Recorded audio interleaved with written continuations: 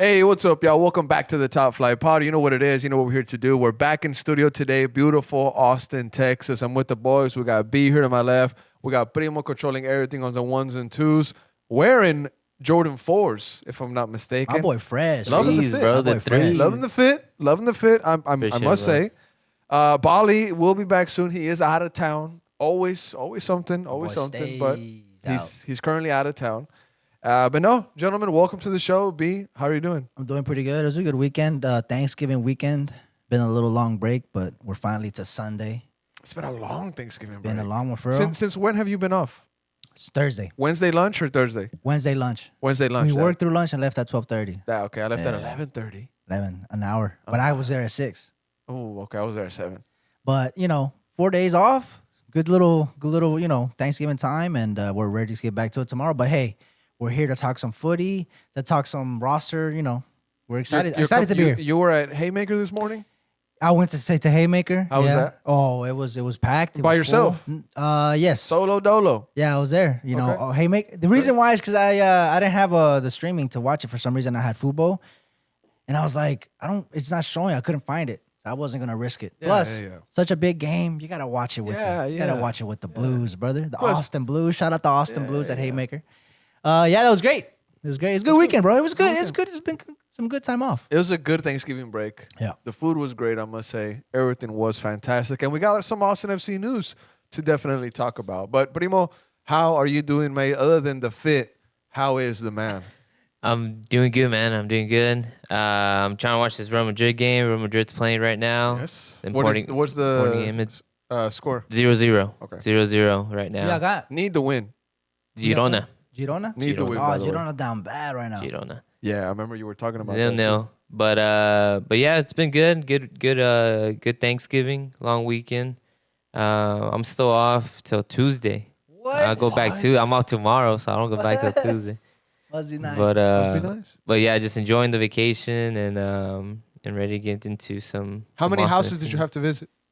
I visited 3 3. houses. Me too. It's a lot, bro. 3 for Thanksgiving. I did too. Don't worry. I did It's a too. lot. But that means just 3 different plates. Three That's how I different looked at plates, it. bro. Three different plates, 3 different macaronis, and I know which one was my favorite. I ain't gonna say who. I have my favorite. But alrighty, gentlemen. Shout out to everybody on the Discord, everybody on the Patreon chat. It's been a little bit of a slow kind of off season. We only got one transfer rumor to talk about today. But there's some other official news. Of course, the roster decisions, the Ervin Torres subject as well. And we'll also mention some other topics of the Verde community. European topics there at the end. So let's get into our first topic, B. I have as number 1, Ervin Torres. He signs a first-team homegrown contract. Now, the official statement from the club was dropped Monday, November 24th at 2 p.m. Nice time. They said, Austin FC announced that the club signed midfielder Ervin Torres to a homegrown contract. The homegrown contract is guaranteed for 3 years through 2028 with options for 2029 and 2030. B, your thoughts on this? I'm loving it, but how are you seeing this new contract for Ervin Torres? I'm also loving it, bro. This is great. I think this is essentially technically our first real. I know Owen Wolf had the homegrown title, but it wasn't really like a This is as close as homegrown as you can get so far in this club's history. Yeah. I think Ervin Torres has been the first one to kind of break through and earn himself a contract. So I'm very excited for him in his career. I mean, look, CJ had a couple years on the bench, playing in MLS Pro, and then he exploded for a couple games, hoping the same something can come out of Ervin Torres in the future for us. So, yeah. Now, just like I mentioned Positive. on the TikTok or the Instagram reel that we posted, Ervin is no stranger at all to this community, to the fans. He's been, in this system for a very long time. Just like you said, this homegrown feels a lot closer to home.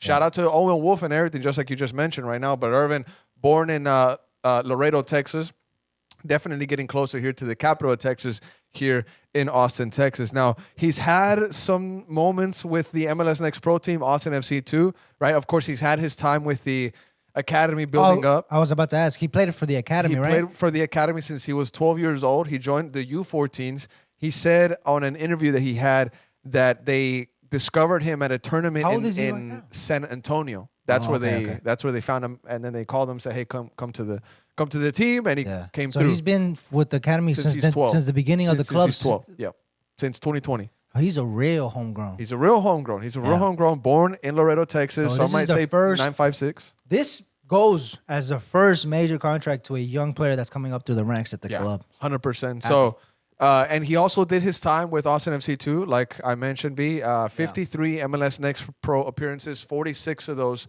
were starts. I think I mentioned was it 8 goals and 5 assists, if I'm not mistaken. So okay stats for a midfielder. Ervin Torres is not the most attack-minded guy.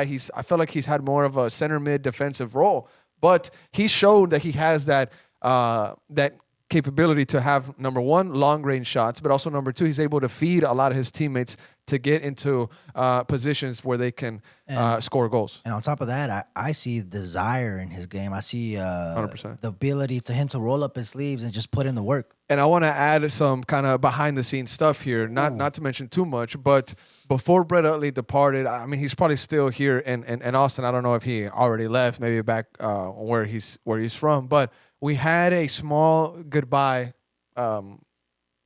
party for Coach Brett Utley last week. I talked about it on the pod last week, but I also mentioned this last week. But Coach Brett Utley said that Ervin Torres has been his most talented player that he had at Austin FC too, and that says a lot because he's had a lot of players like Valentin Noel, Damian Las, Rodriguez, Alonso, Cristo Vela, so many good players. Excuse me. Have gone through that system with Coach Brett Utley. For him to say that Ervin Torres is the most talented he's ever had, it says a lot. It's in high regards, yeah. It's definitely high regards for young Ervin Torres. So I'm excited for this signing. Of course, he also had the U.S. Youth National Team call-ups. He's been the MLS Next All-Star already for the Western Conference. This is a good signing. Now, I know the fact that he just turned 18 has a lot to do with this kind of happening right now. Ervin Torres is a guy that has progressed. This is what Rodo said. He has progressed at every single level that they've put him on, and it's true. When he came on in 2024, when he made his MLS debut under Davey, right? It was the last game of the season. There was no playoffs. There was nothing to necessarily play for. But Ervin Torres came on, and there was no drop-off. The level stayed the same, which means that he can hold his own with this first team, although there was nothing to necessarily play for. But whenever Ervin Torres has been called up under those short-term loans, only one time, I believe, this year, he actually got some minutes there at the end of the season when Gonzalez was also being called up. You know, at least you can have some confidence that Ervin Torres can be somebody on the bench, and if you need him to get some minutes, he can hold his own in the system that you play because he's been coming up for so long since your academy days, Austin FC 2 days, and now it's rolling into the first team.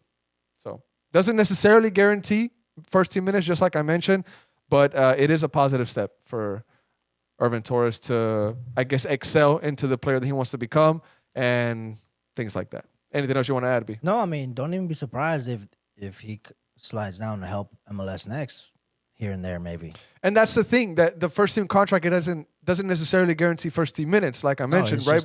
It's just this is the progress. Yes. We're seeing the first youth player come out of this club's academy to come to fruition, bear fruit. Mm-hmm. Say, you could say it like that. But so we're learning this as we go. Yeah, we're seeing how what it takes. We've seen CJ as a draft pick. Exactly. We've seen the process of him. We've always, even I was quite critical of him, thinking maybe it just didn't work out, and then boom, a couple weeks later, does what he did. Everybody knows, but so I'm hoping something similar. Because I was going to mention CJ too.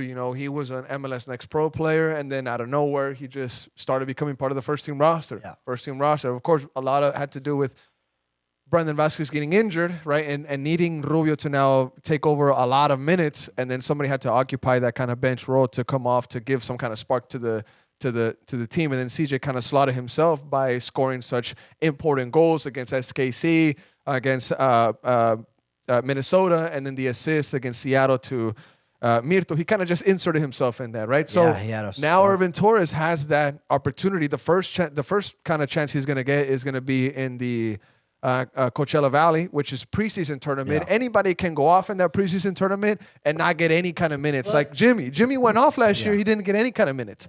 But it's a I chance. remember Redes one time went off. Redes as well. It's Yeah. a chance to get your feet wet with the first team and kind of solidify relationships more than you already have with the coaching staff because he's been in the mix for quite some time. The biggest thing in my opinion, also the important thing is that he now can. It's not relax, but like not have to have his future uncertain. Where he's like, oh, is he gonna be able to break through the team? Is he gonna have to make a move to get better minutes? What's his future, right? When you're trying to earn a contract, it's in the balance. But now that you're gonna stay here, you can kind of take a breath and now lock in and focus on how to improve yourself. So it's a different mentality, and Earlier, you asked me, B, how old he was. Yeah, And 18. we said 18, No, right? yeah. And I actually had that moment a couple of weeks ago when I was thinking about this guy, Ervin Torres, and kind of his story with Austin FC. For me, in my head, this kid is like 20, 21, but it's because he's been in the system for so long, and we've kind of had him in our archives for so long. You just kind of think that he's already older than that. But he's really just 18 years old. Yeah. And the craziest part about it, he's a dad too. Oh, really? He's a father. He's a father as well. So, I mean, he's definitely, experiencing a lot at an early age. And this is just another milestone in his career. Started early for sure. But we know guys like that. We everyone I know. Ervin is one in a million, bro, because that's the thing. He's coming from a community that we know quite well. Right, and we've known a lot of really talented guys. I know you have, I have, Primo has, where they've been really good at soccer. But this kind of situation where you become a father at such an early age, it sends you away where you have to start working with your dad's company. You got to start working with your uncle. Putting roof. You got to start. You got to earn that money. Then you start getting a little thick. Guys, start eating a little out. You know what I mean? Guys that I know gotta go get the CDL. You gotta go. Put down cement slabs. Yeah, that's where the money's at. Whenever some kind of things like this happen. But Ervin has that much talent, bro. Where they're like, nah, bro, you gotta keep doing your thing. Happy for him, brother. And Austin FC discovered him in San Antonio for so long. It's just fuel for kids, local kids like this. That's an example. Honestly, Ervin Torres is the example you want to follow. Soccer wise, you know what I'm saying? Like, I'm sure Ervin Torres is a great kid. I'm not trying to say anything like that, but stay focused, play your game, and look what can happen, bro. You know what I'm saying? I know what you're saying. It's like those memes where like, people criticize Lamine Yamal, but me, if I was the third string goalkeeper for Guadalajara, we're out getting lit. And we're out getting lit, dude. Yeah. So now. And somebody commented on the Ervin post that we had out. They said Laredo's GOAT. Laredo's go. Laredo's go. Laredo's go. Laredo's go. Oh, okay. Laredo's go. Good stuff, Ervin. I'm happy for him. I'm proud of this guy. Me too. And I'm happy for him. Hopefully he can keep on excelling, and his roof is just like this. His ceiling is so high. He's still climbing his ladder, and I'm excited to see that ladder and ending up in a consistent starting role for the first team. Where we say, man, Ervin Torres, remember him? Yeah. He was with the academy when he was 12 years old. Now he's a first team player. That's the goal. I think to me also the big deal is to finally see something like this come to fruition, like to see a youth come up. Whether the future may decide whatever it wants, right? We'll see. But to finally have an example is pretty good as far as a club moving forward. And it's still a lot of pressure is on him to keep on developing, keep on progressing. But Coach Brett Utley told me that he's kind of his biggest challenge with Ervin was like he's kind of told Ervin to kind of challenge himself and like realizing how good he is. So still need to see a little bit more work from Ervin and still kind of put in the work himself to continue in this path that he's on, because you can't just get this contract and then drop off. No, you still got to keep working because this doesn't guarantee first minutes. Yeah, exactly. So big ups to Ervin. The future is definitely there for him to take it. But Primo, anything you want to add on Ervin, mate? Just glad to see another talented individual, get that homegrown contract. It's really good to see these guys move up and within the system, and especially someone like Ervin that's been there since 2020, since the beginning. So it's good just to see these things happening to our own players. So best of luck to him, and can't wait to see him get those minutes. And we'll finish the Ervin topic with a quote that here it's in the official press release. He said, quote, "I couldn't be more excited to sign as a homegrown player with Austin FC. I want to thank all of my coaches and teammates who have helped me so much during my time here. My focus now is on continuing to push myself each day in training and to keep getting better." That's exactly what I was talking about earlier. So that's exactly what we need. Just keep on getting better and keep representing for the community that we come from, mate. That is my biggest thing. Be yourself, brother. Be yourself. But lock Be in. yourself. You see him tatted up and everything? He's tatted. Yeah. He's tatted. He's tatted. My boy is He got tatted. that cut too, that iconic cut. He's got the cut. He's got He's the got cut. the cut, brother. He's got the cut. Shout out to Adam. Adam, anything Ervin Torres does, Adam always texts me. He says, El cut. I'm like, Ervin. Hey. I'm sorry. I'm like, Adam, calma, por favor.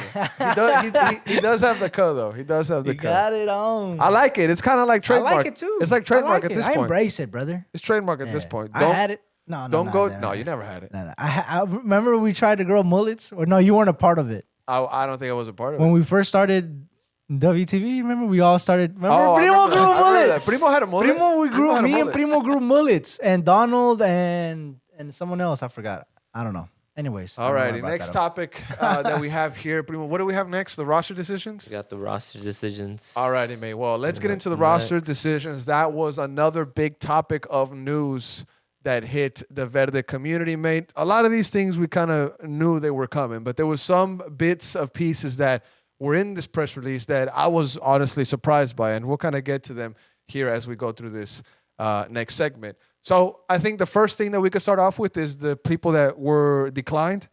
Let's see. Well, let me read the statement. We'll start off with this.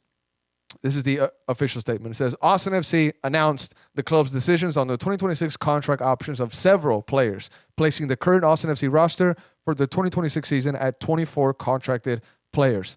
I'm going to read the following 19 names. Bear with me. They have contracts guaranteed for 2026.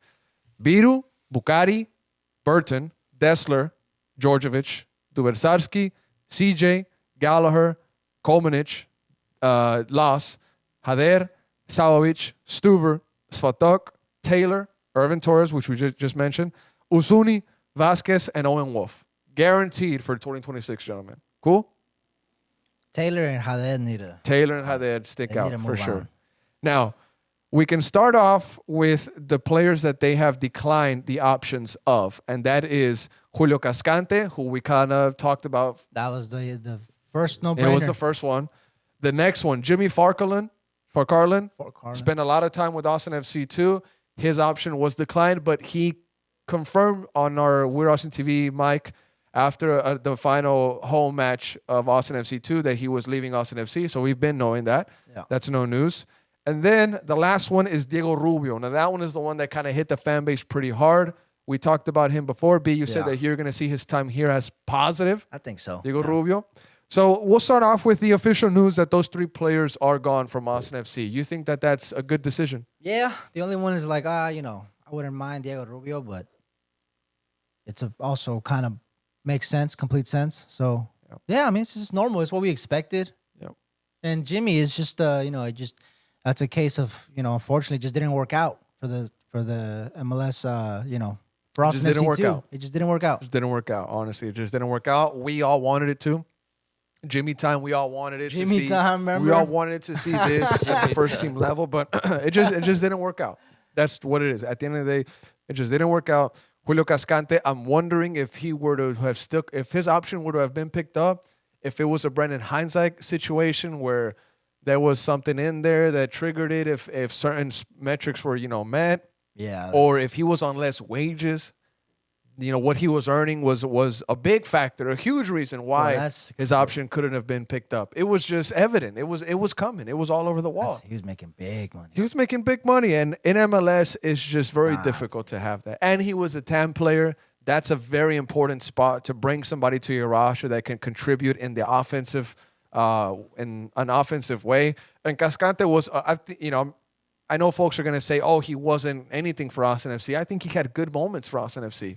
I think he had productive moments for Austin FC. I can think back to a crucial moment in the semifinal of the Open Cup where Cascante is last man. They try to lob it over him to an incoming running player that would be 1v1 against Stuver. Cascante sticks out his foot, one time just hits it out of the air, and he kind of just bicycle kicks it to safety. I mean, if he misses that, if he mistimes that, the player's 1v1 against a great Stuver, yes, but it's a 50-50 chance that could have been a goal if Cascante doesn't intervene like that. Did he have moments of doubt? Did he have shaky moments? 100% he did. 100%. But I will say that Cascante had a lot of positive moments for Austin FC, but I'm not going to, sit here and say that there wasn't some questionable moments. But losing Ruben Gabrielson, somebody that he had quite the chemistry with, I'm sure it was tough on his gameplay. And if we're being quite honest, he never really had a center back until late this year, late in his era with Austin FC, where he could build that kind of relationship with. I'm talking about Brandon Heinzek. But then he himself lost playing time because guys were brought in like Svatok, like Mateja, Biru even slotted in to be center back sometimes. So it is unfortunate, but the high wage, the minutes that he was playing, it just didn't add up anymore. And a guy like Rodo Borrell saw that and just let him play out the rest of his contract and respectfully said, hey, best of luck. Good luck on your next chapter.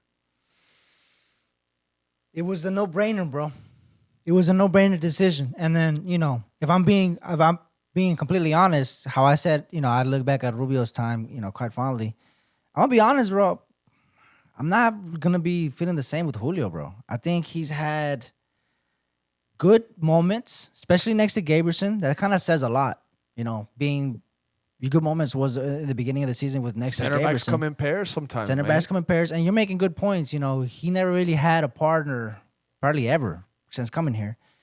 I mean, he's Think just about got Leo Väisänen. He came in and he was gone. To me, moments that stick out is like him causing, the penalty in the Leagues Cup against Pumas, although Steven Clinton saved it. But just coming in as a sub, he went on a and it just sucks to be the negative because, he's leaving. But there's been times where he's come off the bench and we've lost games in those minutes that he's come on. It's just, if overall big picture, I think it was a missed. Overall big picture, we're both in agreement that the club needed to move on. 100%. 100%. For maybe various reasons, but the wage is the one that just sticks out to me the most. Honestly, it might just be, I think that's the reason, wages. We'll see. We'll see where he ends up. If he ends up somewhere in MLS, I think Costa Rica or MLS are the big suitors for him. There's talks of Portland. There's talks of Saprissa, but we'll see exactly where he ends up. And also, when he went with Costa Rica for the Copa America, when he returned, he never returned. He never returned that season, bro. When he left, he was doing pretty good in the beginning. Went to Costa Rica for the Copa America. Done. Never returned. Season done. Never returned, brother. That's interesting. Primo, any thoughts on Julio Cascante, Rubio, Jimmy? That's an interesting take. I never thought about it. We need a Gabrielson, brother. Sorry to cut you off. No, you're good. I agree. We just needed to move on, especially from Cascante.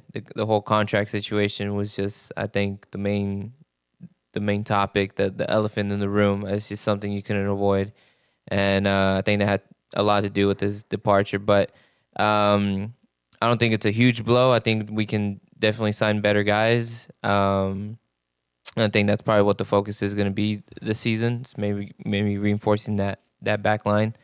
And I'm gonna miss Rubio, man. Rubio's just, man.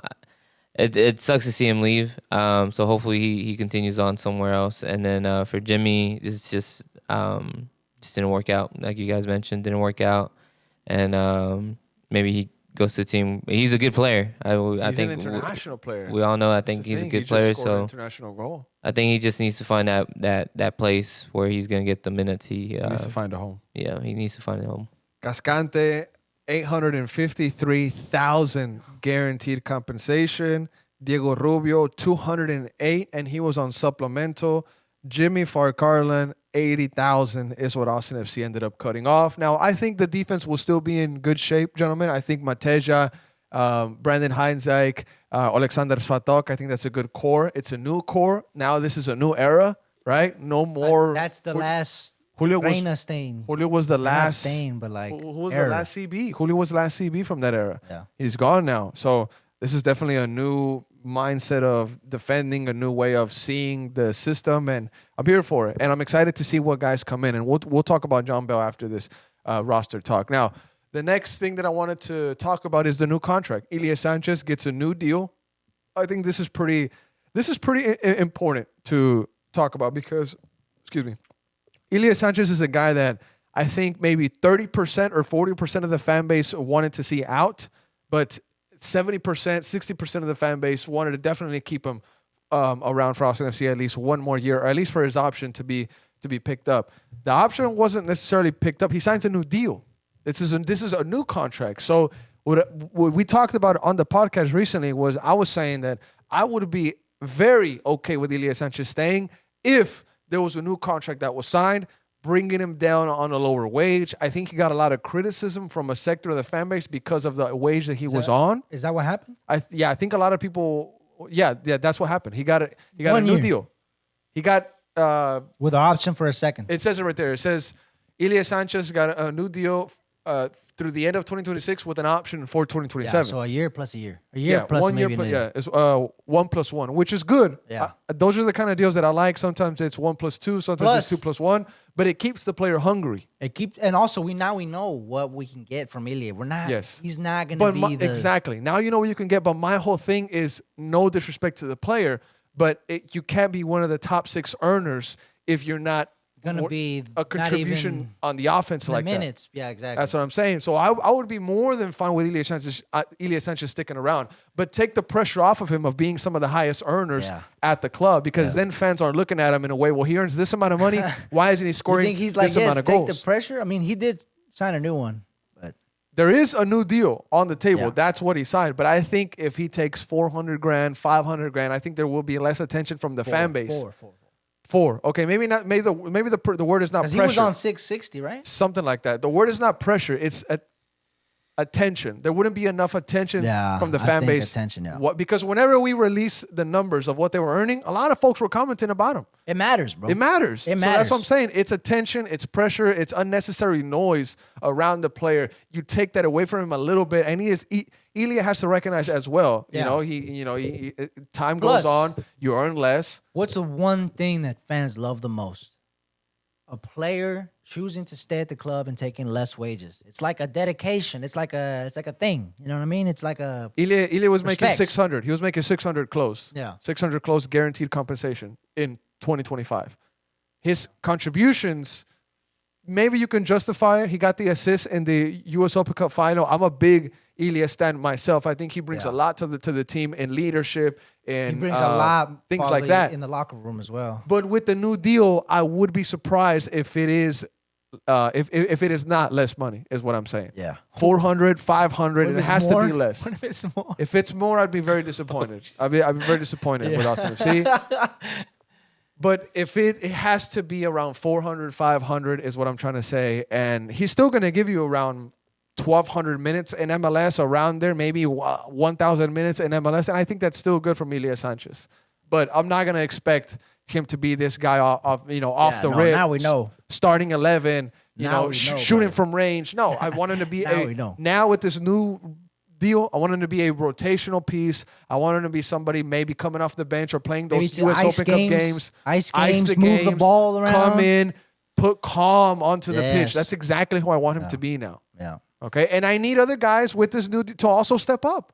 Dubersarski, Yeah. Savovic Dubersarski and Savovic very underwhelming. need to season, step brother. up 100% Very because Ilie underwhelming Sanchez is Ilie. He's at the age that he's at. He's a veteran player, Yeah. but because other guys haven't stepped up, he's been one of the main guys. But the one thing they do have on their side right now is time, because let's be real, they just got here. So, and plus they come from different countries. I mean, you got to kind of, All right, bro. let it play out, brother. All right, so Ilie Sanchez gets a new deal, 1+1. We'll see what happens there. Now, Damian Loss returns from loan. Official. That is official. On the press release, Boom. Louisville admin on Instagram drops a comment on a post. North End Podcast posted about this, saying that Damian Loss, that as far as they know, he's staying with Austin 2026. This is from Louisville. But there's time for him to go on loan. As far as they know, he is staying with Austin for 2026 is what Louisville admin spilled on Instagram. But the question mark, then why pick up Stephen Cleveland's That's what I was option? about to say. 3 options were picked up also. Stephen Cleveland, Danny Pereira, Riley Thomas. Okay? Riley Thomas, Danny Pereira, obviously you're going to do that. Duh. But Yeah. the Stephen Cleveland, when I had questions about it, I thought it was. I thought Thoughts? that was a no-brainer as well. really? Yeah. I thought it was let go of Stephen Cleveland. Yeah, Damian no- Loss comes back in. Yeah, no-brainer. Oh, okay, Yeah. okay. I see what you're saying. Yeah, I thought it was like you don't pick it up. What's the club thinking about here? Maybe they feel like they can get something for Steven. Maybe Okay. using him as a bargaining. I don't know. It's like I said. I thought it was a no-brainer, but No, I've that makes me lean towards maybe Las going on loan again somewhere. no, I've been told sources that Steph was leaving. That Steph was gone. Oh yeah. This definitely a curveball. I'm wondering if maybe what they had planned for Steph fell through, and now they have to pick him up. Oh no, that's a big blunder. I don't know. If you pick him up and you're like, damn it, we shouldn't have picked him up. I don't know what's going on with this, but It is weird. It is weird. But doesn't it make more sense that Laws might be going on loan again? And the worst part about it is this, mate. It's 3 good keepers. Brad Stuver is the obvious starter. Damian Loss is the young, talented, Yeah. rising goalkeeper that we all know is good enough. And he's been patient, B. He's been patient. He's gone on loan twice. And we know when we played in the Cup, when Stu started, we're like, oh, well, that's it for Cleveland. Like that wraps up the season. Yes. You know? And- we can't and- be doing that if Lass is in the season. And Loss made history in one of the seasons with Louisville. This recent Yeah. one, he made history with them. Everywhere he goes, he's won silverware. He's been the best at something. He swept this year. So you have the pressure. Either you're Rodo Borrell or you're Nico. I have this guy. What more do you want to What see from more me? do you want to see from him? Yeah. He swept the awards. Yeah. Keeper of the year. Yeah, he needs to be number All 2. team. Not only does he need to be number 2, he needs to be given the League's Cup. But B, the thing is that Stephen Cleveland is also a good keeper in MLS. He comes from a good Seattle system where he was backing up guys like Stephen Fry before. And it's- Steph Cleveland is no slouch. That's why I'm so conflicted in this, B. And This it's is tough. 3 good keepers. And it's tough because you can't really, I don't know if I should say this, but you can't really judge him too much off this season, technically. Because, Just leave it like this. Does one guy have to go? yeah, and unfortunately, if you make me pick, Steven's got to go, man. Primo, does one guy have to go? I think so. Yeah, I think it's Cleveland's gotta Cleveland. go, bro. I think it's Cleveland's turn to go out to loan, man. I don't think they're gonna send out. Yeah. Oh, Cleveland on loan to the I'm USL? down. That could still, hey, you're right. Cleveland on loan to the USL? Or Las on loan to an MLS club. Lost another another step. MLS club. I mean, it would be a good time for it. But does an MLS club want a keeper on loan to be their starter? No, Is that backup. going to happen? I don't think that's going to Nah, happen. why then, yeah, exactly. If you're gonna be backup for another MLS, why not just be backup for us? That's what I'm saying. It just doesn't make sense to We're go in- on loan in This is MLS. yeah. This is we gotta it's keep an either eye on sell. this. It's either sell Loss and let him be him, or put him as number 2 and let his path continue with Austin tell you FC. what, brother. Don't waste his time. I tell you what, brother. If he's let go and said go on elsewhere, this club will hear it. Yeah, but it's also I think it's clear that Austin FC wants him. They want him bad because they've kept him in their system for a long time. They want him. They're not. Yeah. They know what they have. Yeah, It's they know what they have. they're not stupid. They know, but they're in a bit of a pickle right now. And are they though? Cleveland just gotta go. It's just We'll see what happens there. Question mark there. Now, Danny Pereira, that's another interesting one, but in a good way because, you had to pick him up. There's no way you're going to let him walk as a free agent no and then way. somebody else get him for free. You want to sell from Danny Pereira. Yes. It's clear. The Yes. club wants that. Yes. And it might happen. Maybe in the summer. That's when the clubs are most active. Maybe the club that Danny Pereira wants to go to is going to be active at around that time. Yeah. We'll see. But any We'll see thoughts on what's- that? We should be. I mean, this should be in talks now. I mean, we said it. I mean, this is like the biggest. I think to me, this is the biggest thing on Rodo's to do list is figure out Danny Pereira. And Danny Pereira making 514,375 guaranteed Shout out Danny, compensation. came through with the club Big raise. on the rookie contract. Where those Big kind of raise. suck. Those rookie contracts are kind of. And he stuck through it. He stuck through it. Bro, Danny Pereira has been a starter since LAFC game 1. We were there. Bro, he was such an he's- important player for us. He's been a starter since college. So honestly, when I try to give slack to young players, I think back to Danny Pereira being a Danny. kid out of college Love Danny. and just started for Yeah. Josh Wolf for Austin FC. Yeah. You know what I'm saying? When I try to give some kind of leniency to the younger guys, I think of Danny Pereira. Where was the leniency for I him? think Where was the Danny- flag for Danny and him? Wolfie It didn't too. exist. Yeah. I mean, First game for Austin FC, Danny was there. yeah. Danny was there, bro. The last players Danny left. gave his shirt to Bali in the Colorado game where our first ever win. Yeah. That's crazy. That's and crazy. Hector Jimenez gave Yeah. Bali the jersey in the first ever home win Yeah. And against the last, Portland, where he scored. Yeah, and that's his He's last. gotta give that that's- jersey That's to his him. last career goal. He needs to frame it and give it back. He's got to give that to Hector. Yeah. Shout out to Hector. I actually want to have him in the stew when he comes That would to be Austin. awesome. I think he still has a I house think here. he's I don't know. oh no, off-season Chicago's done. So Yeah, but alrighty. We covered Lost, Danny, Riley Thomas. I mean, just a quick thing on him. He's an MLS Next Pro player. He spent a lot of time with them. He's on a first-team contract, as you can see. I want to see what he's gonna turn into. When I've seen him at Austin FC 2 games, he's clearly a level above the rest of the guys. He sees the game differently. He reacts faster. He knows what to do. He makes the right decision consistently. Like he plays back to the keeper when he's supposed to. He plays forward when he's supposed to. I've seen him get beat once or twice. They play the ball behind him, but he's still very fast, and he has a great physique. But I'm just wondering to see what pause. I see your face. pause. No, come on. My No, bad. he I has- should have said. He has a great physique. You can Yeah, tell that he's been in the gym. But I'm just curious to see what he's going to turn into. He kind of reminds me of Nick Lima.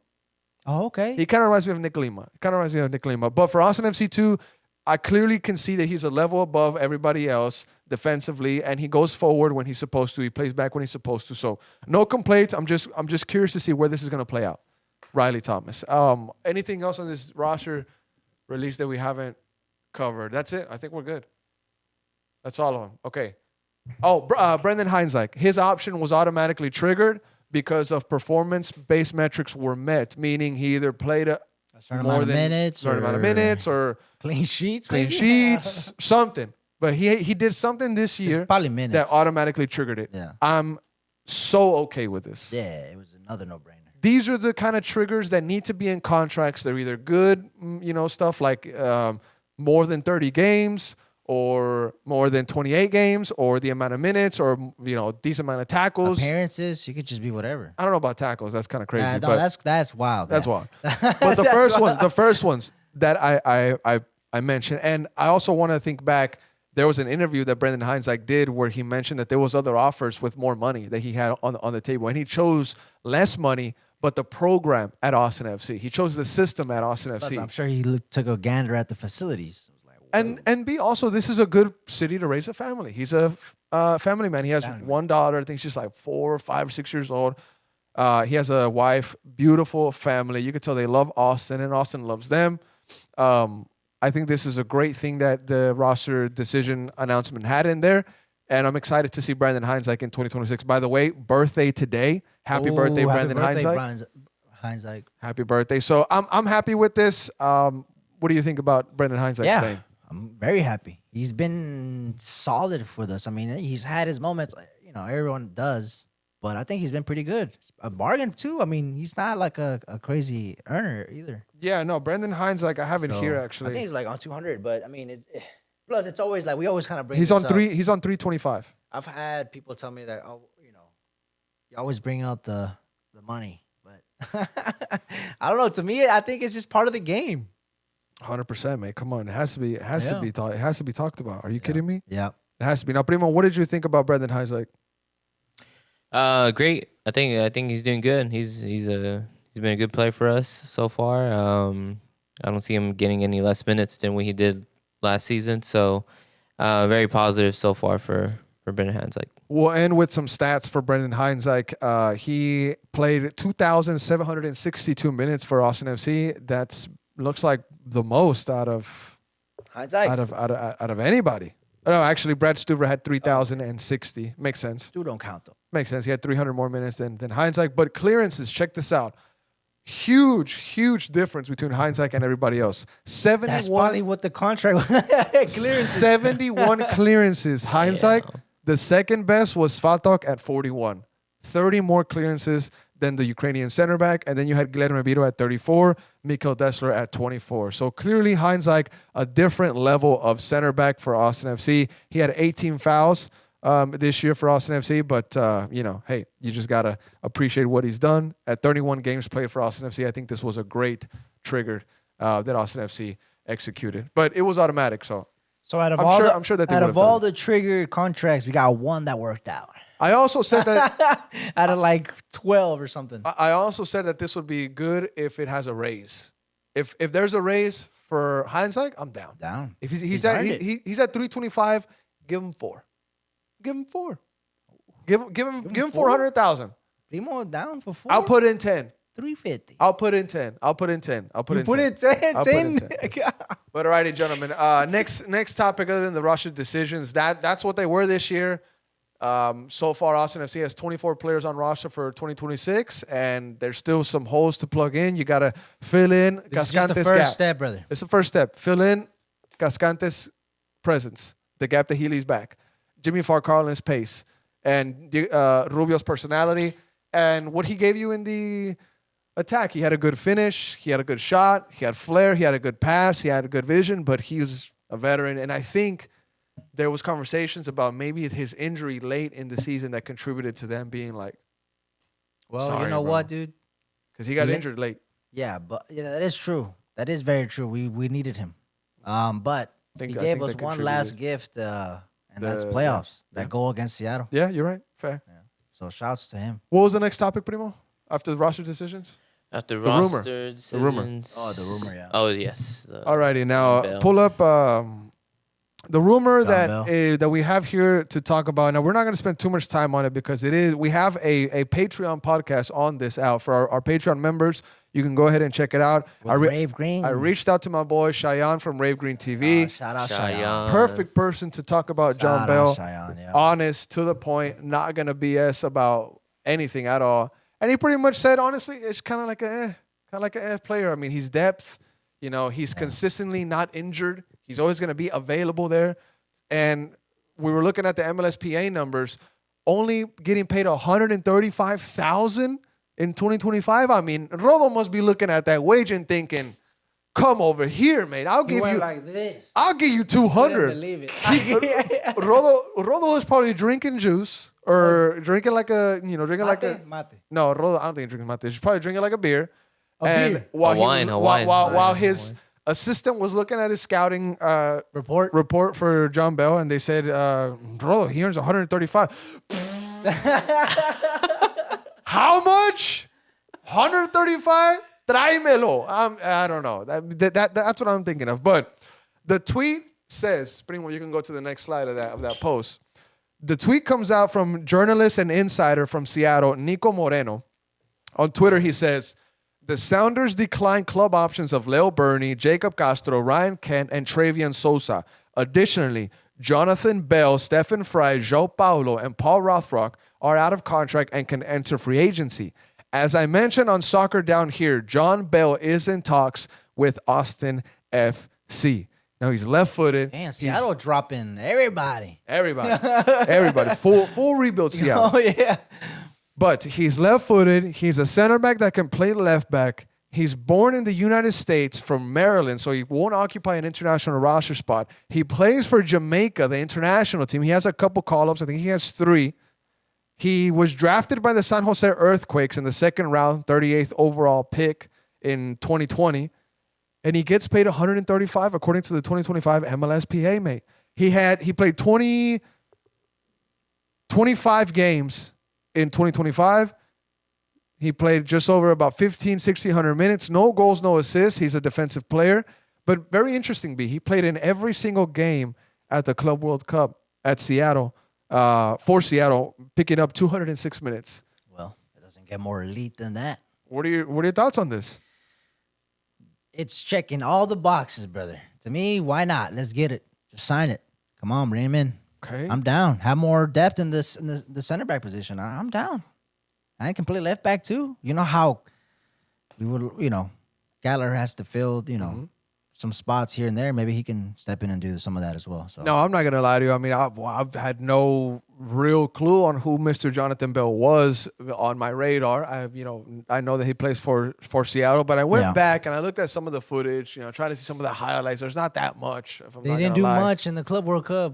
But he actually had to step up at the Club World Cup because the regular center back was injured. So John Bell had to step up, and that's why he played all these minutes for Seattle. But what I do remember from Seattle, and you can think back to the Club World Cup games that they had, is that PSG, they had a tough group. They had a tough group, but they were good in a lot of these games. The first match against Botafogo, they were missing chances, mate. And we were saying, wow, Seattle could have maybe won this game or tied it. Botafogo only won it 2-1, if I'm not mistaken, right? It was 2-1. If I'm not mistaken, it was the scoreline wasn't that crazy. Primo, if you could pull up Seattle's Club World Cup results. Now, I'm not gonna say 2-1 Botafogo. I'm not gonna say that. And 3-1 Atletico. Just because John Bell played with Seattle in the Club World Cup means that he's a good signing or he's a good player. It's a good experience. And what I can remember is that the level of play from Seattle was.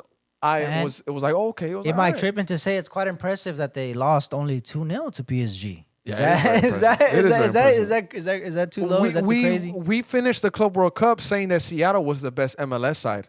Other than Miami. Miami was, I think, the one that went the furthest. Yes, they went to the round of 16. From Seattle and LAFC, who was better? Seattle had a much better showing, I think so. If you think back, I think Seattle had a much better showing than LAFC. Seattle had a much better showing than LAFC, I must say. And LAFC, remember, there was a whole controversy. They had to win the whole play-in or whatnot. Yeah, against America, and they beat America. So not only did he go to the Club World Cup, we also have to mention that John Bell is. They got a draw. They drew against Flamengo, 1-1. They lost to Chelsea. They lost to this other club, ES Tunis, and drew with Flamengo. Now, one other thing we have to point out is that he won the Leagues Cup with Seattle, John Bell. So that's also something that you can add onto his resume. Was he part of? Did he get minutes, or is it one of those? Is it one of those John Gallagher MLS champion things? It's kind of one of those situations, but contributed for sure. Okay. Look, I'm gonna pull up his minutes. Either way, here. I'd claim it. Oh, exactly. You definitely claim it. But I mean, Primo, any thoughts on this possible rumor? I know that Chicago's also in on him, but what do you think? I think it's a good replacement for Cascante if he does come in. Just one in, one out type deal, and then from 800 something to 130. Leagues Cup on the bench the entire time. Yeah, I don't know. On the bench the entire time. That's a tough one. Cup. He's got a champion's mentality. He's got a champion. Hey, he's been there. He's been there. He got some photos with the. He got some. Yeah, with the trophy. Yeah. But he's never injured. That's one thing. That's good. He's healthy. He earns a little bit. And Sama, shout out to my G Sama. He said only in MLS would fans get excited about signing a player because he earns a little bit of money. But in reality, what a take! What a take! Because look at us. We're excited. We're excited about it. But it's just in MLS, it matters. Bro, I've had criticism about this as well. Yeah. Like I've had people DM me and be like, "Man, why are you always pocket watching about these players?" I'm like, it just matters, man. It matters at the top level. It matters a lot at the top level, and it's just part of the game, I think. Just part of the game. Now, he logged in 1,300 minutes for Seattle in the league. So he's not a veteran for MLS, but he knows what it takes to play in the league. There won't be an adjusting period. And it is just a transfer rumor. I'd be okay with it happening. I wouldn't care if it doesn't happen. I think that's the best take to take. Yeah. That's where I'm at. Yeah, I'm with you, brother. I know that we have to replace what Cascante had on defense more than depth than anything. Yeah. But just like you said, it checks a lot of boxes for Rodo, and we'll just leave it at that. I'll be okay if it happens. I'm not going to lose sleep if it doesn't. It's not going to change our season. It's not going to make us better or worse. I think we'll be the same. You never know. He might have a standout season. Cheyenne from Rave Green TV, he said that it would make the defense better. Oh, okay. If Austin signed this guy. Shout out Cheyenne, brother. Yeah, so if you're a Patreon member, check out the episode. It's about John Bell. And we also talked about posting transfer rumors and what happens when they don't hit. Like there was Like also going all in? conversations about like Going all in and saying this is behind the locked in. scenes, behind the scenes, and like whenever stuff fails, like Yeah. how do you? Sometimes that very act causes it to fail. Sometimes it does. Sometimes it does. But all right, Primo, what's the next topic, mate? Next topic, we got MLS Next Fest in So Arizona. That's coming up real soon in early December. Actually, the U18s play December 4th, 5th, and the 7th. The 16s they play the 6th, the 8th, and the 9th, and then the 15s they play the 10th, the 11th, and the 13th of December. So Fest is pretty important. It all counts towards kind of like qualifications for MLS Next Cup and stuff like that. So these are all important little tournaments that the academy players take part of, and it's a good development for them, good development for the coaches, exposure more than anything, because pages go out there to cover them and make posts about them and what they're doing, what teams are the best ones and stuff like that. And for us, we're gonna be sending Dante Valencia to go get some photos of the event. I'm gonna try to make it out there. I'm not sure if I'll be able to wing it. If anything, it'll be on the weekend, but we'll see what happens there. But this MLS Next Fest is gonna be a lot of fun for the academy kids to kind of showcase what they've been working on, what they've been building this year. And the 18s are where I'm gonna be more focused on, is where I'm gonna have more criticism towards, because they're the ones that are next up, man. And if you don't like the heat from the kitchen, then maybe you don't need to be a cook. Okay? There you go. There you go, brother. They play against Cincinnati at 6:30, a match day 1. They play against New York City FC match day 2, and then their match day 3 is against Montreal. I think they compete and maybe win against every single one of these sides. We have enough talent. We got Mo going out there. We got Chuy Moreno going out there. I think Ervin Torres is going to be part of this team also. So he's going to be out there. I'm going to be looking at Ervin as well. And there's also a lot of good guys like Chris Ayala. He's been all over social media. You also got his brother, John Ayala. He's also a really good center back. So a lot of good players to definitely look out for. Henry, Cole. So keep an eye out on some of these guys. But, B, I know you don't pay too much attention to the academy. That's more my job.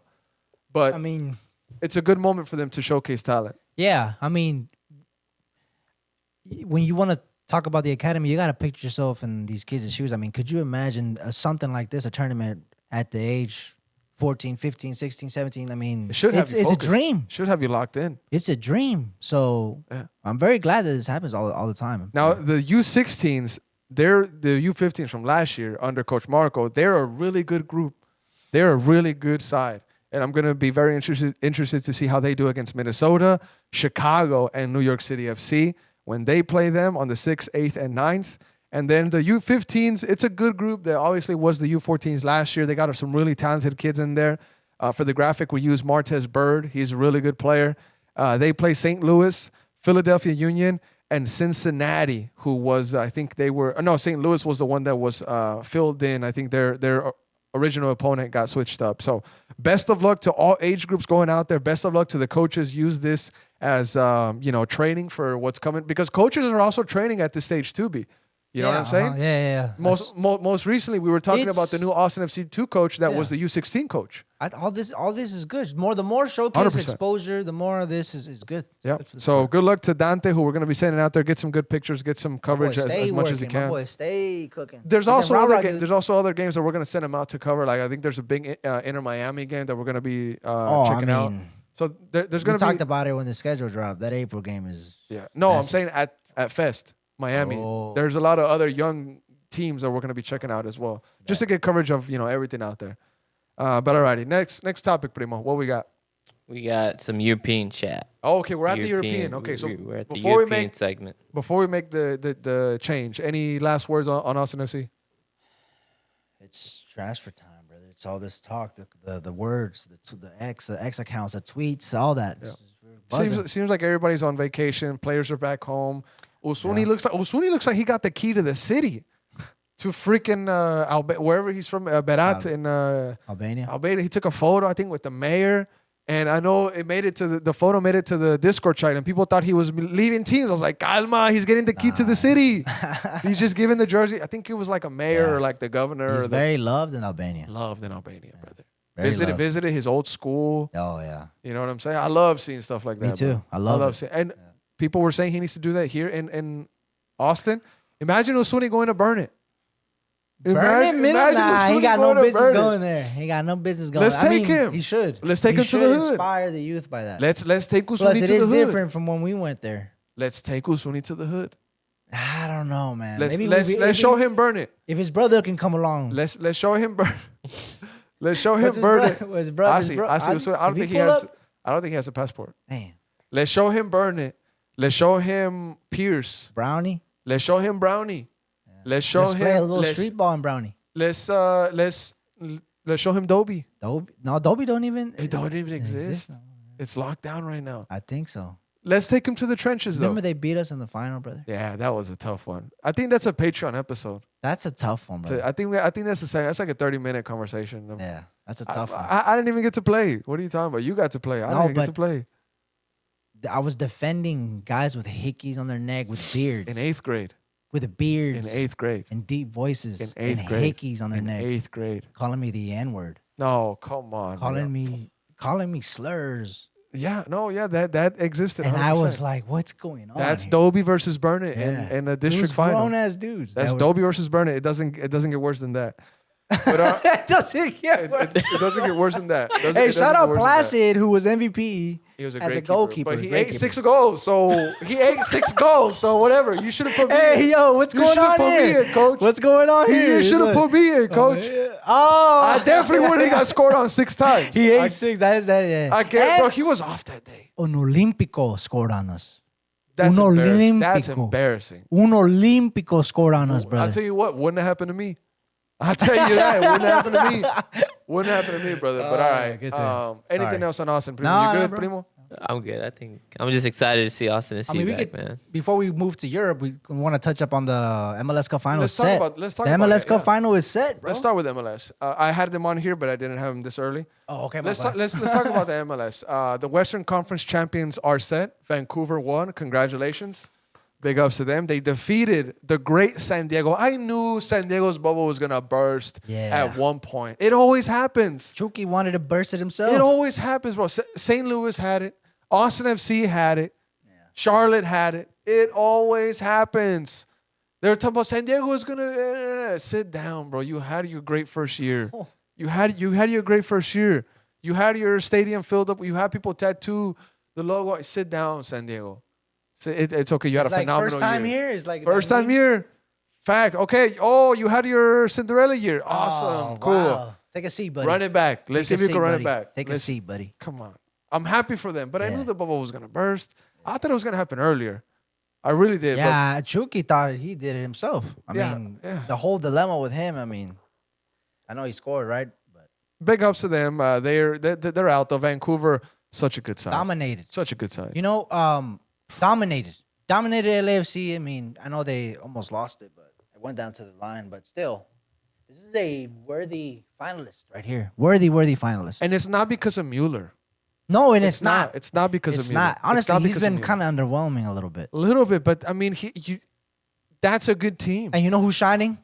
That man right there, Berhalter. Sebastian Berhalter. Former Austin FC player, by the way. People send me his goal. It was like, didn't he play for Austin? Yeah, people sent me that too. Embarrassingly replied, yep, but we had to cut him. But although he admitted himself exactly that he was not in the good. He had his game was not there. He said he wanted to quit the sport. He said he felt like the worst player on the pitch. And honestly, it's hard to put yourself in the headspace of a guy like Berhalter because you think, man, you have everything for you. Your dad was a player. Yeah, your dad is the coach of the U.S. national. Sometimes that's the problem, where you have all that pressure, all that expectation to be just as good as your dad or better because you have all these resources. Also, the hate that comes. That comes with it. You know what I'm saying? Like it is a lot of pressure for some guys, and some he was an MLS All-Star. Some people handle it different, but what a year he's had. He's having a great Same year. as Owen Wolf. Same as Owen Wolf. What a year they've had. But Berhalter, his year was extended a bit more, and he's a U.S. national team lock, I think, and at this point. Now he's going to be playing for an MLS Cup. So it's starting to be even true. You leave Austin FC, you win chips. Damn it, dude. Come on, dude. Buried his penalty as well, Sebastian Berhalter. Yeah, buried his penalty. But now we look at the other side. And what a run to the cup for Miami, bro. Just slaughtering everybody, brother. I know they went to game 3 with Nashville, but last game with also, Nashville was also, it's not just Sebastian Berhalter for Vancouver. Brian White. true. And Brian White. el portero Takaoka. Fantastic. Yeah. So Vancouver, worthy champions. Worthy of the champs. And honestly, worthy representer of the Western Conference in MLS Cup Final. Facts. Honestly, I think Facts. I even mentioned this early on. I said the champion is in between LAFC or Vancouver. But the way that Miami is playing, and we can transition now. Yeah. The way that Miami has been handling themselves in the playoffs is scary, bro. Yeah, no, New it's York crazy. City FC was Domination. they were in the moment, and I'm wondering if the international break hurt them, but they still had an okay showing against Miami early in the game, and then Miami just took over and said, we're Miami. We have Messi. We have Allende. We have Jordi Alba's last Jordi season. Alba's last season, that aura. Rodrigo de Paul. The pressure of MLS, Apple, TV needing Miami in the final. I mean, they've... Have you seen what the tickets are going for? No, Because no, but I'm not surprised. Miami's going to host. Yeah, it's going to be at Miami. 600. Oh. 600. To watch. Small stadium. Yeah, it's a temp stadium. 600. The temporary. 600. That's crazy. That's cheap. But I'm not surprised. Those tickets are going to go up. That's opening price. Those Yeah. tickets are going to go up to $5,000, Yeah. brother. You know it. I know it. I Primo know, knows yeah. it. You listening at home, left earbud, right earbud, you know it. They are, let's just say this, right? Let me just throw one little hypothetical because this is a crazy run. Okay. This is a crazy run. Let's say let's just say they smack Vancouver in the cup. Okay. The most dominant MLS Cup team of That all we've time. seen. Okay. Of all Could time. happen. Could Is maybe that what- happen. If they smack Vancouver, I don't know, let's say 3-0, it would be the most dominant MLS Cup run champion of all time. Is that a hot take? Call me out. Is there another one, the older ones that I'm maybe missing that I'm... I think you've been watching a lot of MLS Apple TV because that's something that I would hear on there, bro. And it's not a bad take, but it's a pundit Apple TV take because there's been some really good, like that LAFC side with Bale and Chicho and Vela. Okay. That was a dominant side that, was a had a dominant really side. good defense But- too. My mopped take the has a water lot with of Austin weight. FC. Okay, but my take has a lot of weight on them. How if they were to win the MLS Cup? Like I said, if they were to smack Vancouver, there's no way. I right? think that Or- I think this inner Miami side, after everything is said and done, if they lift MLS Cup, they will be in conversations for the top 3 teams in MLS of all time. Yeah, historic. And I'm saying top 3 teams because I need to research a lot of these Yes, teams. that is a good. So a good I'm question. giving myself a little bit of room. Yes. Top 3 for sure, 100%. I want to give the respect to the league that there's 2 teams out there that were probably as dominant. I'm putting that LAFC side in this mix, but I know that there's one more LAFC side. Not LAFC side. Maybe Seattle had a really good team in the past with Dempsey, Obafemi Martins. You know, Seattle has had some really good players. Seattle's had some good They teams. could have a really dominant side. But- Columbus Crew with Nagby, Rossi. Crew. I mean, they've had a great coach as well. The Galaxy, when they won it, they were fucking good too. Sorry, they were really good too. But- Ricky Puch, Gabriel Peck, Paintsill. Sure, but still not. It's still not Messi. It's still not Alba. It's still not the ball. It's still not Suarez. It's still not Idea for Mascherano. Idea for EAFC. Make MLS best all-time teams, and it'd be good to play to have them play versus each other. Have an all-time like guy. 2K does. Yeah, like 2K, the championship winning side. Yeah, like It'd 98 be Bulls, cool to have that. 96 Bulls. But I see where you're coming from, and it's not a hot take. I think we just need I to. don't think it is. I think We need to look into it. yeah. Plus, need to I mean, look into he like I said this before. I mean, he wins the MLS Cup. That's debate over. I mean, the debate is sealed and done, and it's finally to put to rest with the MLS Cup. Let's look at their run. MLS Cup. Miami. Okay. All right, let's look at they went to game 3 with so Nashville, so check this out. So but they smacked they Nashville. went okay. So first round they beat Nashville 3-1. Dominated. Second game they lose 2-1. But Nashville is Nashville. They won the U.S. Open Cup. Yeah, They yeah. have Mukhtar. They have Forced Sam. game 3. They have Big Sam But what was Surridge. game 3? Forced the game 3. They're the U.S. Open Cup champion. Yeah. I think game 3 was on the cards. Smack them 4-0. Oh. No competition. Oh. Conference semifinals. Cincinnati, no? Cincinnati. Smacked them. 4-0. Smacked them. That's Them. crazy. That's crazy. crazy. Because And then- Cincinnati's a good team, bro. And then they played who? Oh, New York City. in Now the they play final? New York City FC. What is the Pretty score? much another 4-0. It's a 5-1, bro. Smack the good New That's York. what I'm saying. If they win in this manner in the Cup Final, where it's like, could you imagine like the MLS Cup be over by minute 60 and they're just kind of celebrating already? That would be I must just say it, the most dominant run to a championship in MLS history, brother. If they pan the camera at minute 65 to Messi's kids and they're jumping around, celebrating with their friend, maybe Kim Kardashian's son and is there Suarez too. is coming on just as a goodbye. I'm done. Imagine I'm Suarez- changing the channel, fam. Suarez is coming in the minute 70 just to say goodbye to his, because he's retiring after this. Does Vancouver need to save football? Primo, does Vancouver need to save? Is the pressure on Vancouver to save football, or is it okay if Inter Miami wins it? Because they've been dominant. This will go down in history, brother. The edits are going to be insane. The edits are insane. Plus, I mean, tell me another dominant one. And honestly, I'm going to say this. It would benefit MLS, Apple TV, the exposure, the future of the league if Messi. Inter Miami and Messi wins it. Is that a true statement, Primo? I think there's some truth behind that. Plus, they bottled it last year when they were MLS Shield, where they already broke the most points record, right? Atlanta, Was it the most?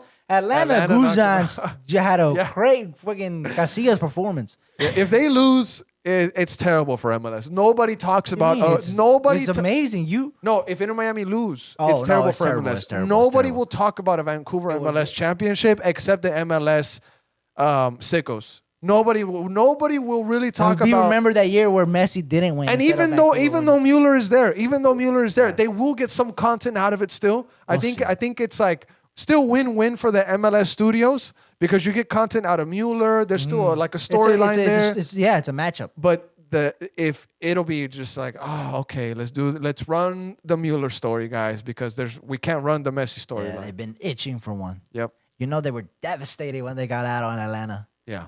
It's all right. I think that's a good talk on the MLS Cup final that's coming up. December 6th, watch party. Should we get together? We might have to get together. Saturday. Yeah, we should. At 1:30 p.m. though? What? 1:30 Saturday at 1:30 p.m.? MLS, this is what we're talking about, bro. But they're changing it. There's a new schedule coming out now. We're going to be in line. 1:30 p.m., bro. That's wild. Saturday. But it's part of it's the sad No. reality. You know what? We would get together to watch El Clásico at 2 p.m. on a Saturday. So let's treat it with the same respect. But Fair. yeah, Fair. true. I was gonna say, you go to a bar or anywhere to watch any game. Let's go to the tavern. You're not gonna see a MLS game. I tell you that. Let's go maybe to the MLS tavern Cup. or let's go to Haymaker, or we might do a Discord to get together. Haymaker. We might do a Yeah. Discord to get together. I think that'd be a good idea. To do an MLS Cup final, Discord to get should. together and watch the game Mr. somewhere. Tramps. And it also doesn't kill your whole day. We could be there for the that time. is true. Yeah, that's a good point. We're gonna do some Let's be research. positive here, but We're gonna do some research into it. Body's See not where here. we come. Maybe Relax. go to Nuevo. Oh, they need more Nuevo? TVs. They need more TVs. yeah, the Need bar. more TVs. Need more TVs.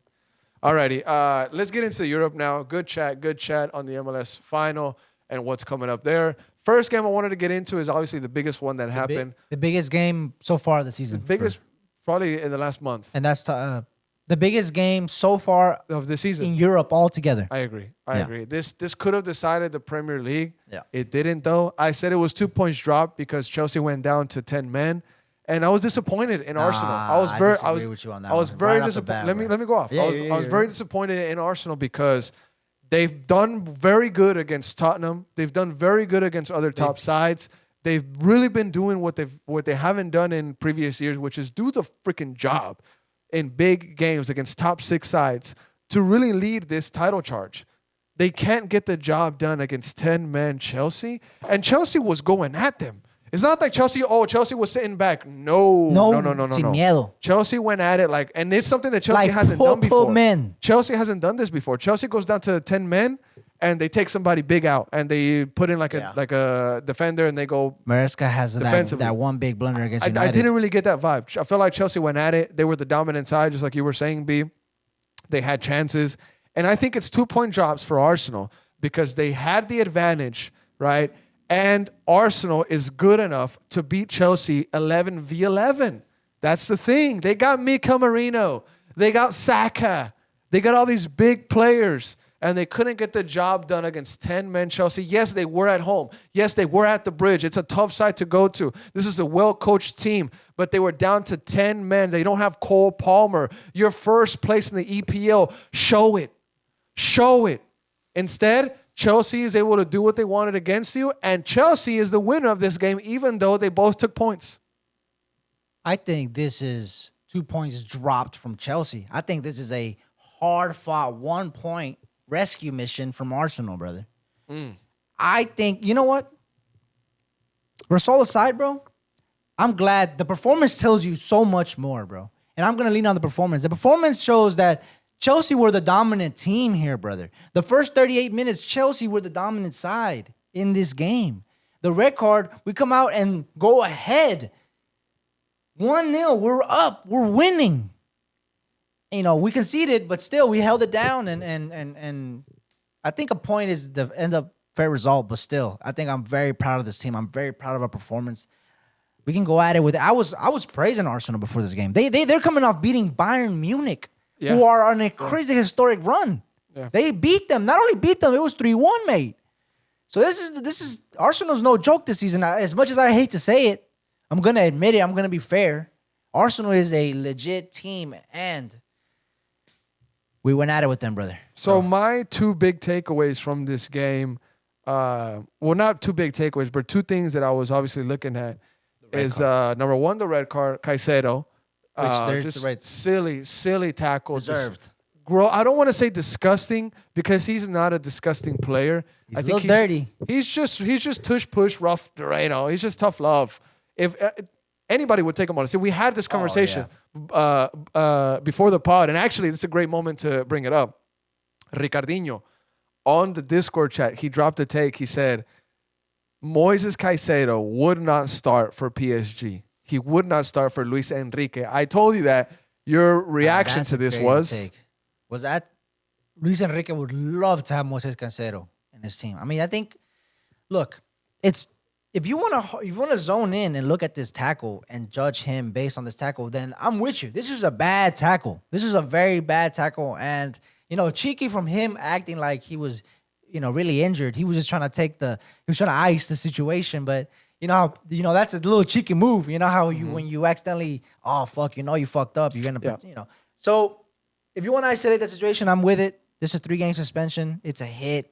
He knows better. It's a side effect of just being how he plays his game, just being so aggressive, bro. He's aggressive. He's an aggressive player. So sometimes when you're an aggressive player, sometimes these things tend to happen.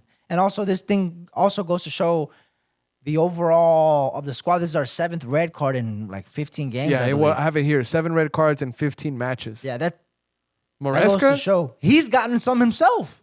Is this no control, or is this just a team that just goes hard? Goes hard, brother.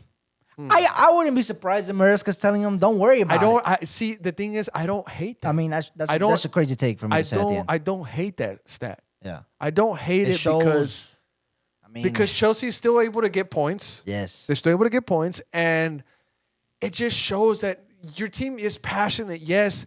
I don't know if it's I don't want to say that Maresca has control over the side. I don't think that's it. I'm sure he has. Maresca is a coach that has his guys in line. Yes. And if Caicedo... No bullshit, no nonsense. No nonsense. If Caicedo did something like this, it's because it's an intense match. Yeah. You have to be going 100% on tackles, and it's just a situation of mistiming it.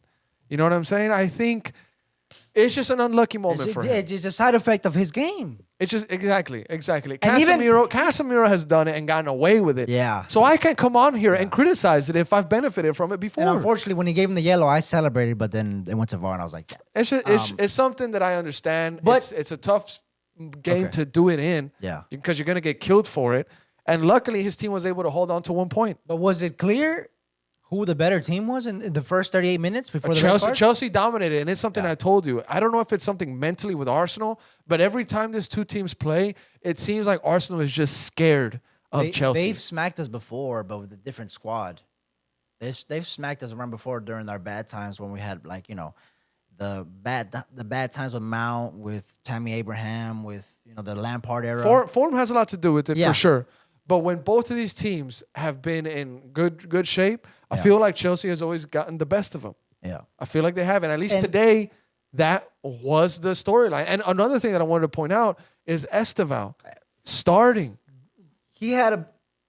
It's crazy that we're holding him to this crazy standards, but he had a bad night. Yeah, He came off at half for Garnacho, basically. he did have a bad half, but he's a kid. He's a kid, and he's exactly. trying. Yeah, He and he only had a bad half because he kept trying shots and they were off the mark. They were off the mark, He's yeah. trying, He's he's trying. trying, and that's what you want from a player like him. You, especially such a young lad. You want him to have a go. You want him to take on shots, take on this player, see what you can do. Have because fun, enjoy his game. he's only been able to shine because he's been taking chances and people have been taking chances on him. Yeah. You know what I'm saying? And So, also, yeah. and I even said this. This is a crazy take. I will myself say that when he was on the ball, and I know that he has a much darker complexion to the player that I'm about to compare him to. Oh, I just said this. But when he was on the ball and when he was moving in the all blue kit, I couldn't help but remember Hazard, bro.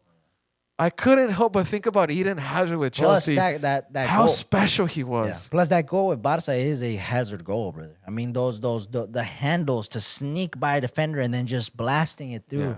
It's a hazard. I mean, the way he was running on the right and cutting in and taking shots, brother. I just couldn't help but just this baby, kid is, what you're looking for, and then just play the Hazard. You gonna clip. make me cry, bro. Just play the Hazard bro. clip, You gonna bro. make me cry, bro. Hazard was a Real Madrid player. It just didn't work out, bro. He fell I got out of for love with the Haz. game. You remember how bad I wanted him? Yeah, he fell out of love with the game. I would find edits of Hazard in a Real Madrid kit, and you'd be like, "Stop." You would ask me to He stop. just didn't want sending to them. train anymore. He just didn't want to train anymore. He didn't need to train. That's how special he was. Damn. They don't make him like Hazard, bro. But can we agree that? What Can we could agree have on been? one thing? What Is could that have been this Haz. kid is He's special. he's special, brother. I think he's gonna be better than Vini. He's special. I brother. think he's gonna be better than Vini. And you know Vini's gonna hate that. He's Probably gonna, hate him. he already does. Did you Yeah. see the? Did you Yeah. see the? Yeah. You saw that when Yeah. he scored the PK. Yeah, that's Vini. He didn't for even you. celebrate. Yeah. That Don't- tells you everything. Yeah, Daniel keeps sending me, "Hey, you want Vini for this?" I'm like, bro, he will destroy the locker room. Just destroy. Just it would be an atom bomb in He's the locker room. trying to do that for Real Madrid. Yeah, he like Benzema once quoted. Bro, he plays this for season- Vini. He doesn't this play season- for us. I don't know if you remember, you know this, but Vini this season he got subbed off early, stormed off the pitch, went into the locker room, and then he comes back Yeah, I'm not surprised. trying to steal the Yeah. limelight. You know, I want him gone. and, want to, him and gone. as a I want neutral, him watching gone. him play is I want so him gone. frustrating, I want brother. him gone. I want him It's so frustrating. You know what I saw? I saw a little bit of that from Lamine Yamal when Chelsea played. I saw this whole attitude of he like, disappeared, brother. yeah, Chelsea Cuckoo just had him. Cucurella had him on lock. Chelsea murdered Yeah. her. And I saw this tweet, and honestly, when I was preparing the notes for today's pod, it hit me harder than ever, brother, what I'm about to say. What I'm about to say is going to change lives. It's going to change narratives, what I'm about to say. There is no excitement in La Liga games that compares to the excitement of the EPL. Yesterday morning and today, I woke up, first thing in my head was, who plays in the EPL this morning? I don't wake up thinking, what other La Liga games can I watch? I don't. I made space out of my day to watch Arsenal Chelsea. I made space out of my day to keep track of Manchester United because it's fun. It's exciting to watch Beat these Crystal teams. Palace, brother. La Liga doesn't have the same excitement, bro. Yeah. Are you starting to fold? Messi and Ronaldo really, really, really brought Yeah. that spark Plus, to I the think league. this game transcends not only just La Liga. I think it's like whenever Barcelona play Real Madrid, that's the biggest game in Europe, right? We know that. So when that moment comes, it'll be the biggest moment at that moment. You know, I think this moment is such a massive moment because essentially the Premier League is on. I mean, it's early, but it was kind of on the line a little bit. Like right now, the premier product of La Liga, which is Real Madrid, they're tying 1-1 against Girona. Right now, They're tying 1-1, 75th minute. You're tying 1-1 against Girona. And you were losing. Girona scored first at the 45th. Mbappe tied it on a penalty at the 67th minute. 10 minutes ago, he tied it up. That is your premier product of La Liga. Y'all lost to Liverpool, who are in free fall. But they. But those are games where you put everything into Okay, it. true. Those I change everything. don't want to start some. But also, Liverpool got a dub today as well, so they beat West. They put everything into it. But you see the problem Yes. of products Yes. at the end of the day? Yes, that's why Florentino was so nervous, and that's why Barca are doing certain things to get more revenue in, and Florentino's doing things to get more, revenue in. Sometimes La Liga feels like a sinking ship. Yeah. Sometimes it does. And they're able to save themselves by doing X amount of things or doing this and that, but the Premier League is stronger than ever. Oh, bro. it's so strong. It has a Newcastle, grip. Sunderland this season. It has a grip on the United States, Yeah. and La Liga is doing everything they can to get in on it. there. And Real Madrid doesn't want Barcelona to be the first one to do that. So that's why they tried to stop that stuff with And then Miami. And now they're okay with the NFL going to Spain and Madrid because now the entire country is in love with their stadium facilities. Yeah. And they're going to facilitate more and more and more NFL games that get them used to their brand. So when Real Madrid wants to come to the United They are States, familiar with it. they're cool with it. Florentino Perez. At least he's on my side. At least he's on my team. At least he's on my team. But anyways, La Liga 1-1. Madrid against Girona. That's currently going on right now. Barcelona, they beat Alaves 3-1. And their whole philosophy is winning and winning nice. Real Madrid is just fucking win by any means necessary. I love that high line they had. I don't know. I know we had 3 goals disallowed by VAR, and it was very frustrating. But it's fun seeing my players run Now, behind that high line, bro. last but not least, because we don't have much time left, Liga MX, mate. The playoffs are starting to shape up Falta today. un partido. Falta Chivas. I'm sorry. There's one game left. Chivas and Cruz Azul today at 7 p.m. That's going to be a big game. Now, in the first leg, since we're on this game, Chivas missed so many opportunities. La Hormiga had enough to have a brace for sure. They just missed chances, 100%. And I hopefully that doesn't come back to haunt them, doesn't come back to bite them. But we'll see tonight. Tigres blew Tijuana out the water. After they blew them out the water, Yeah. Gil Mora is going to have a little bit of a vacation now. Gil Mora, one of the best young talents Mexico has seen in recent years. Good luck to him. Toluca, they beat Juarez 2-1. Yeah, they're through. Yeah, they beat Juarez 2-1, and they tied 0-0 in the second leg. Yeah. So they're through, rightfully so. I think they've been a really, really good team in Mexico this season. Also, you had America be eliminated by Monterrey. A header from Berterame, and on the last minute sends America out. Although they won the game 2-1, Monterrey goes in on aggregate 3-2. Now, B, how does it feel to be knocked out after a long time? You've been champion 3 times in a row. Yeah, this is starting to. Everybody celebrated this. Yeah, Everybody. I mean, at first, we've golazos de Cendejas. Sendejas. First of all, what a player. Slept on. What a player. I'd take him in Austin in a heartbeat. Yeah, in a heartbeat. What a player for us. And then, everything usually kind of was going according to plan in a weird way. Something, with America, I know we get a lot of criticism, but we always kind of just figure it out. Yeah. We figure it out, and not this game. And our decline came at just the worst timing. I mean, ever since the Club World Cup and the loss to Toluca, we've just been on a decline, and we've been trying to get back to the glory days. And Is it time for Jardine to move on? I think so, brother. Really? I think so, brother. I mean, it's hard to. So. I mean, I'm a Chivas fan, but it's hard to stay at the top level for so long. Yeah. Jardine has done we that. Need I something mean, fresh, bro. Jardine has lived in 3 seasons what some coaches will never try to. Will Never. But some, it takes a decade for them to do. You know what I'm saying? So I think it'll be a positive separation. But as long as he doesn't coach another team in Liga MX, which is crazy to say, which is wild for me to say that. Oh, he's gonna coach in Liga MX. Are you kidding me? So then keep him. Because he's won it So 3 then times. we keep him. He's won it 3 times. So then he stays. No, I think you just need a fresh face. We do. You just need a fresh face. It's like, do. you just need somebody to just come in. We do. Now, they're out. Rayados is through. Sergio Ramos confirmed that he's leaving at the end of the season. So his last dance with them continues. He made a post saying that, they made it through to the end. Now they're on to the next round. They're on to the semifinal. Good luck to them. But we'll see. We'll see what happens. Now, Liga MX is very exciting at this point. But Anthony Marcial plays for Monterrey too, although he hasn't been having a good time. He's been a flop, bro. Yeah. Flop. Nasty flop. But, Primo, any thoughts on Liga MX, bro? Cruz Azul and Chivas game 2 tonight at 7. Y'all are out, bro. Come on, brother. Y'all are next. Chivas are We're looking both gonna to be watching the game like this. Chivas are looking to get that chip. So it's exciting. Liga MX is always exciting. Good teams right now, especially around this time of the season. I don't know. I kind of want to see America win it 4 times, bro.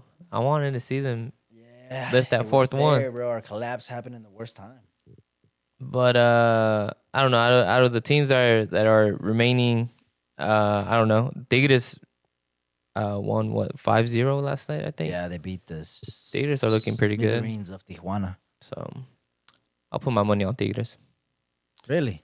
to take it. They got a lot of good players. Mm-hmm. They got a lot of good players. But it would be wholesome to see Chivas win it. They play with all Mexicans. Hormiga is on a crazy run right now. But you can't leave out these players with an insane roster like Monterrey, who has one of the most expensive teams in North Tigres. America. Tigres, they have Gignac still at it, right? still at it. He's That's like the old crazy. snail in That's- SpongeBob. Yeah, I saw the You meme. know- I you saw the you meme. I know exactly what meme you're talking about. It's from the Olympics. Or He's still going. Yeah, he brought out the He's torch. making his way any day now. Respect to Shouts Gignac. to him. Respect to Gignac. Remember, Gignac, the first memory that I get of him, the most iconic one, was when he came in as a sub in the Euro final, France And he versus hit the Portugal, post. and he hit the post, bro. post. He hit the post. He made it to a Club World Cup final against Bayern. Carried Yeah, Tigres. with Tigres. Yeah, He carried yeah, Tigres. yeah. Fuck, He's what done. a- Gignac has done more for Mexican soccer than a lot of Mexican players. That's facts. That's facts. That's facts. So That's I gave him some shit just because he's old. We all get there. all give him some I'm gonna get there respect. one day. I feel like an unk the other day with the knee brace. I felt it. I'm I good saw now. the story, mate. I was I'm like, good now. H is in the brace, brother. I'm good now. Oh man, full mobility. We could run the game back if y'all Oh. want. Alex and Diego, I'm talking to y'all. Still yapping. Still Yapping. Still yapping. Oh, man. Still yapping. We can run him back? We could run it back. We At could run it Woodridge, back. the field. Yeah, but anyways, big ups to Gignac. It's tough to be at the level for so long on his side, but we'll see what Liga MX turns out to be here in the end. But anything else, gentlemen, before we get out of here? Long pod, great conversation. I mean, I don't want. It's not a small thing, but UT beat A&M, Oh, perfect way to end it. and our season is over. We're in 14th. The rankings came out, and The official no rankings playoffs. came out. No, no playoffs. Bro. Primo had it on screen. Now, I think probably there was a lot of good nights this year for the Longhorns. A lot of great nights. A lot of great. Yeah, It has it's- OU stands out. This A&M game stands out. The Vanderbilt surprise win. stands out. But tonight, but last night or Friday night. Friday night. Friday. When the UT Longhorns beat A&M was maybe the highlight of a lot of Austinites' year. Now, I wouldn't say a lot of Austinites because a lot of people in Austin that went to A&M and support A&M. Yeah. Longhorns fans, year was made. I know it was no playoffs, good roster, great team, great coach, earns a lot of money, great program, should be expecting a lot more from this program, but you ruined A&M's best season in 30 years. Yeah. That is a huge... You stopped them from having their best season ever. That's a huge achievement as a Longhorn, I must There'll say. always be little bro. They will. There'll always be little bro. They will. And what a game. And what a game. What a game, Arch Manning. And I remember like week 4, week 5, people were saying, man, we did. Oh, Quinn, I'm sorry, Quinn. Come back, Quinn. Arch sucks, Quinn. And I was saying, y'all, he's a kid, bro. Yeah. He just got out of high school. He's literally in college. How old is Arch Manning? 21? He's 20? Must be 20, 21. He's no older than 22, right? Because he's a sophomore. He'll be a junior next year, if I'm not mistaken. I think so. What a player he has developed it into this year. That's why I think this season, despite us not being in the playoffs, I think it makes us look at the future brightly, bro. And the game against A&M, for me, it was a culmination. season. For me, it was a culmination of Arch Manning's hard work this year. Number one, because we knew he could run. We knew he was a quarterback with legs. He with scored speed. to me, a trademark Arch touchdown. Exactly. And also in this game against A&M, he combined a lot of really good throws. Yeah. And before this A&M game, like the past 3 games, he's been trying some throws that before he wasn't trying because he didn't have the confidence to sling it downfield. Right? Yeah. There was a lot of times, and I didn't criticize it at all, where the first play of multiple games, the first play, it was a pass to Wingo on the screen. And it worked. The first play against OU, it was a touchdown. Wingo to the house. Yeah. Right? But there was some throws in the past 3 or 4 games for the Longhorns where Arch was just swinging it, slinging it downfield. And I love seeing that in a quarterback in the NCAA level because it's not the NFL. You can try shit out. You can get picked off and it's not that bad. Something crazy. Right? Yeah. But Arch in this game against A&M, he combined good throws and good footwork. Yeah. And I think that the complete performance. If you ask Sarkisian, I think in his press conference I know I'm being biased, but he went off. We need to talk about that. We need to talk about that. Because does Texas deserve to be in the playoffs? Is the big question that everybody's talking about. It's hard for me not to be biased, but I'm going to try to be as neutral. I mean, he brought up a lot of great points. How we beat 3 top 10 teams first time since 2019. LSU team did it. We did play Ohio. We did schedule Ohio State ourselves. We purposely brought on Ohio State, the current champions. Yeah. But then we also had the Florida L as well.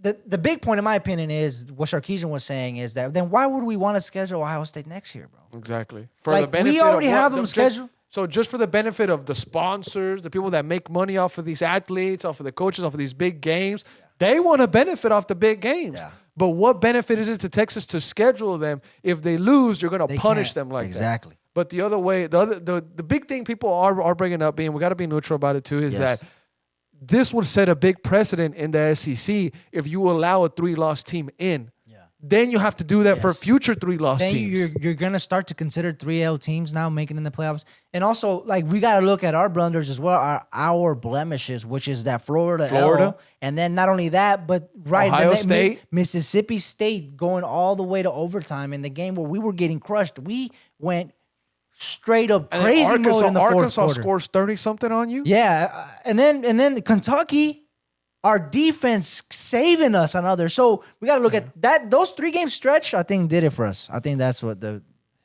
Now, looking forward, right? If they make it, if they don't, looking forward, at least Texas knows that they have a coach for years to come. Sarkisian confirmed. He said, I got kids going to UT. Hopefully I think he said hopefully he has more kids that enroll soon. He's not leaving Texas. I think he makes $12 million a season with UT. He's not leaving, although he could have jobs anywhere else. He confirmed it. He's staying. Who doesn't want to be part of this arch, man? Texas just had a 5-star wide receiver commit this weekend. Yeah. So the future is bright for UT. It always is. And Arch, the way that he's playing. Yeah. Plus, you think back to how he started, bro. Texas was ranked number 1 going into the season against number 2, the reigning champions, Ohio State, in his first ever start, bro. Yeah. And then after that game, we were unranked. Yeah. It's just now we got it over. We got it over with. I'm gonna ask you, what grade would you give Arch Manning this season? A good one. I give him a B+, bro. B+. B+. Okay. I think so. I think that's a good rating. I think that's a good rating for Archie. If we can make playoffs, maybe an A. But. Okay. All right. Primo, I know you're a big Longhorns fan. We will close out with you. How did you see this season? A little bit of disappointment based off what last year gave us. Huge expectations at the beginning, I think, of the season. And as you know, game after game went by, it just started kind of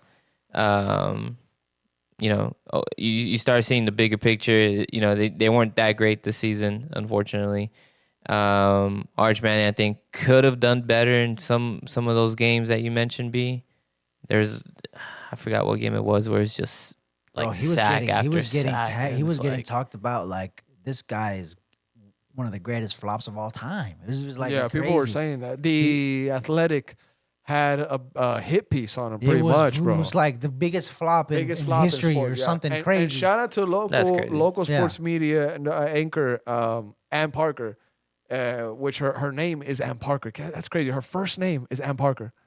I thought it was first and last. Her first name is Ann Parker. That's crazy, right? But anyways, she had a really good backup piece to that article where she was all like, I forget. I don't want to say like a false quote or whatnot, but she hit back at that very, very well. Just supporting Arch. And then the next week, they beat OU. Yeah, exactly. They beat OU the next week, and bro. then we beat Vanderbilt, and then she's been showing improvement. Yeah. I'm back. I mean, I'm on the train, brother. The good thing about us, man, is that when Austin FC fails to deliver, you have the Longhorns here at home in Austin, which is such a joy to have them, bro. Yeah.